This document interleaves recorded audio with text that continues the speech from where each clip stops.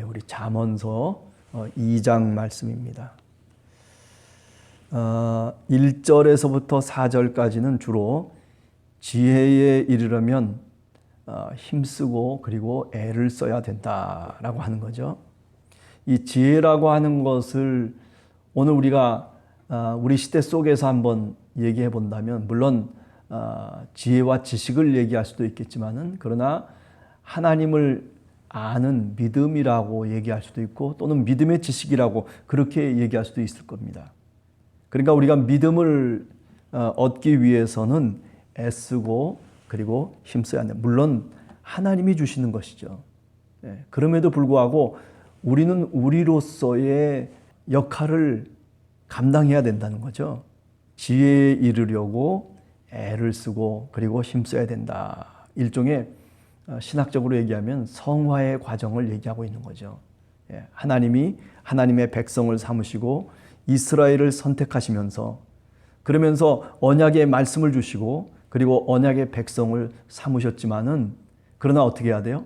그러나 죄를 지면 하나님 앞에 나가서 다시 죄의 용서함을 받고, 그리고 또 그러한 일들을 반복하면서, 그러면서 참 이스라엘이 돼가는 거죠. 하나님의 언약을 이루어가는 백성으로 나아가게 된다라고 하는 것과 같은 이치다, 이렇게 얘기할 수 있죠. 그 다음에 5절에서부터 22절까지는 그렇지만은 지혜를 얻은 사람에게는 지혜가 5가지 복을 베풀어 준다. 그래서 5가지의 복을 5절에서부터 22절까지 이야기를 하고 있습니다. 우선 첫 번째 5절에서부터 8절까지는 뭐냐면은, 지혜는 하나님을 바르게 알게 한다. 자, 제가 뭐라고 그랬죠? 지혜라고 하는 것을 믿음으로 바꿔놓을 수 있다라고 말씀을 드렸습니다. 우리가 예수 그리스도를 믿는다라고 하는 것은 우리를 어떻게 인도해 가냐면, 하나님을 바르게 알도록 인도해 갑니다. 그래서 우리가 그것을 깔뱅이 기독교 강요에서 믿음에 이르는 지식이다, 그렇게도 이야기를 하고 있습니다. 하나님을 안다라고 하는 것은 단지 우리가 지식의 이야기 또는 지성의 과정을 얘기하려고 하는 것이 아닙니다. 적어도 구약에서 또는 성경에서 우리들에게 얘기하는 바르게 안다라고 하는 것은 친밀한 인격적인 교제를 얘기하고 있는 겁니다. 하나님과 교제하는 것이죠. 이 말은 어떤 뜻이냐면, 믿음이라고 하는 것, 하나님을 안다라고 하는 것은 과정이라는 거예요. 그죠? 우리가 누구를 알 때 인격적으로 처음부터 아는 게 아니잖아요. 우리가 부모님이라고 하는 것을 어떻게 합니까? 그죠? 늘 사랑으로 교제하고, 어떤 때는 타이르기도 하고, 어떤 때는 성장의 과정 속에서, 그죠? 가슴에 품어주는 거죠. 나를 어떤 때는 용서도 하고, 사랑으로 보듬기도 하고, 그죠? 자기를 희생하면서 자녀를 향해서 기도하고 하는 그런 많은 모습들, 인격적인 어떤 과정들을 거쳐서 우리가 내 부모가 이렇구나 하는 것을 알게 되는 거죠. 그래서 그 어린 자녀가 성장하게 되면 어떻게 돼요? 부모의 말씀에 순종도 하고 부모의 뜻을 마음속에 간직하고 살아가는 그런 어떤 지침이 될 수도 있는, 그것이 우리 일생이라고 얘기할 수 있는 거 아니겠습니까? 이처럼 지혜라고 하는 것은 다른 것이 아니라 하나님을 올바르게 알게 하는 것입니다. 그게 바로 복이에요.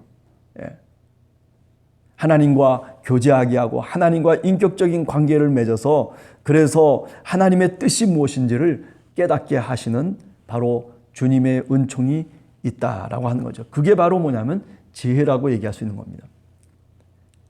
그 다음에 두 번째 복은 뭐냐면, 지혜는 사람들이 함께 살아가는 데 있어서, 우리가 실생활에 있어서 무엇이 옳은 것인지 깨닫게 하고, 그리고 실생활 속에서 명철함을 선택할 수 있도록 그렇게 우리를 인도해 간다라고 하는 거예요. 일종의 선물인 겁니다. 그것이 9절에서부터 11절까지에 나오는 복입니다.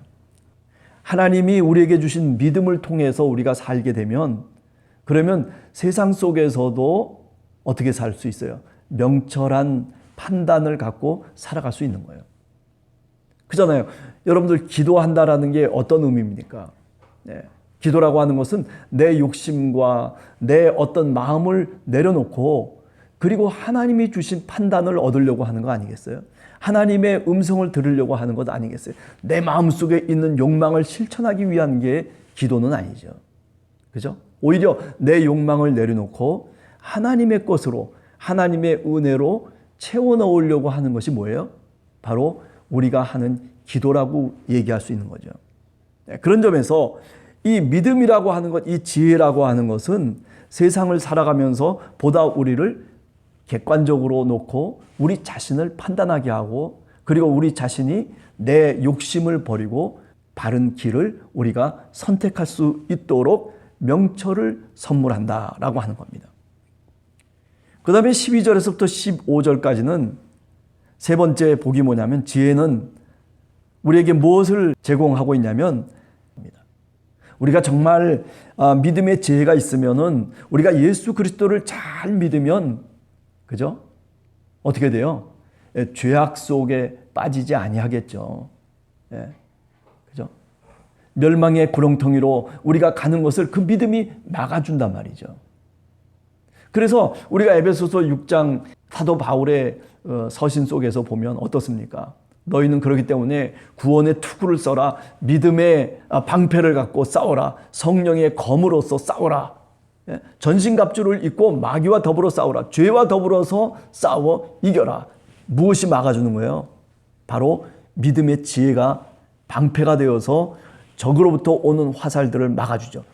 범죄할 수 있는 것들을 막아주고, 그죠? 그래서 적이 날리고 있는 그 화살이 믿음의 방패 속에서 부러지고 막아주고, 그래서 파멸로 들어가는 것들을 차단시키는 역할이 바로 뭐냐면 오늘 이 잠언에서 보면 지혜라고 그렇게 말씀드릴 수가 있는 겁니다.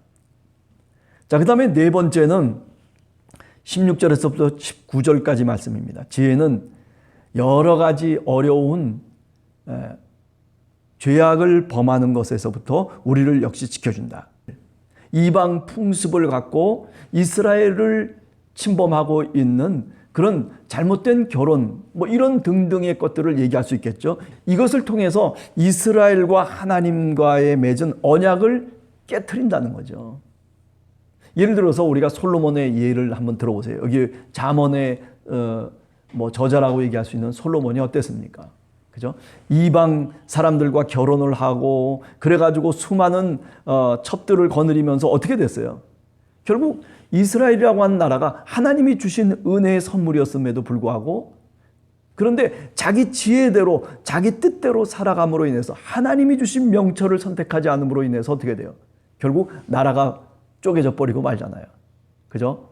르호보암, 여로보암 이 두 사람을 통해서 솔로몬이 죽고 난 다음에 나라가 갈라져서 그래가지고 멸망의 길로 북쪽에 이스라엘이라고 하는 나라는 어떻게 돼요? 아수르에게 멸망해 버리고 남쪽에 유다라고 하는 나라는 어디에 멸망해요? 바벨론에게 멸망당하고 마는 거죠. 파멸로 이끌어가는 거예요. 네. 여기서 무슨 음녀다 또는 음란이다 이런 용어들을 우리가 사용하고 있지만은 이것은 구약 성경에서 보면 뭐를 의미하는 거냐면 이스라엘이 하나님의 언약을 떠났을 경우에 얘기를 하는 겁니다. 예. 믿음을 떠나버렸어요. 예. 오늘날로 얘기하면 신앙을 그냥 던져버리고 만 거예요. 그죠? 교회에 와서 봉사도 해야 되고 믿음 생활 하려다 보니까 자기가 희생도 해야 되고 또 그러다 보니까 자존심 상하는 일도 생기고 또 교회 믿음 생활 하다 보니까 신앙 생활 속에서 많은 여러 가지 관계가 다시 정립이 돼야 되잖아요. 지금까지 내가 살아온 그런 어떤 시스템을 갖고서 교회 속에서 신앙 생활 하는 것이 아니라 성경의 말씀, 가르쳐 주신 말씀을 통해서 내가 내 삶의 시스템을 만들어야 된단 말이죠. 세계관도 바꿔야 되죠. 인생관도 바꿔야 되죠. 바꿔야 될 게 한두 가지가 아니에요. 내가 말하자면 행동하면서 살아온 내 인생의 어떤 그 습관과 몸에 배인 행동이 있는데 또 언어가 있는데 그런데 그것을 바꾸라는 거잖아요. 예. 하나님의 사람이 되고 믿음의 사람이 되고 성령의 사람이 되기 위해서는 그런 것들을 바꿔야 돼. 그게 뭐냐면 성품을 바꾸는 거거든요.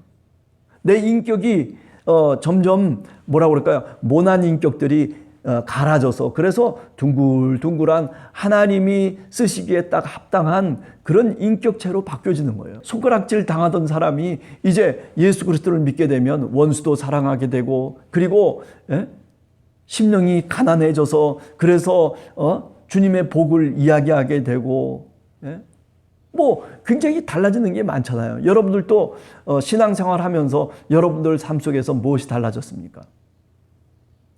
그저 옛날의 모습 그대로 갖고서 그냥 옛날에 살던 그 모습 그대로 습관적으로 살아가고 있습니까? 아닐 거 아니에요. 성령이 인도하신다면 그렇게 분명히 살지 않습니다. 내 삶의 가치관이 달라지는 거죠. 내 인격이 점점 변화되는 거예요. 내 생각도 변화되고 내 판단도 변화돼요. 옛날에는 내가 즉흥적으로 살았던 내 삶의 어떤 모습이라면 이제는 그렇지 않고 신중하게 살아가는 거죠. 왜? 하나님과 기도해야 되니까.